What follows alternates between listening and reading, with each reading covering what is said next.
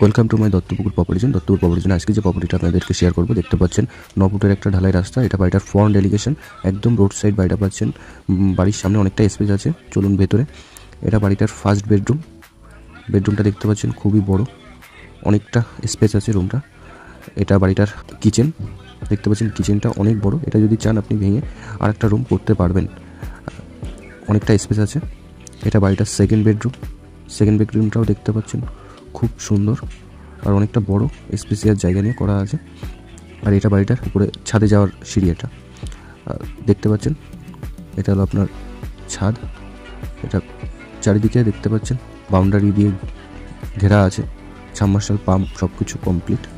2 কাঠা জায়গার মধ্যে খুব সুন্দরভাবে বাড়িটা করা আছে। আশেপাশে পরিবেশ দেখতে পাচ্ছেন, খুবই স্ট্যান্ডার্ড পরিবেশ।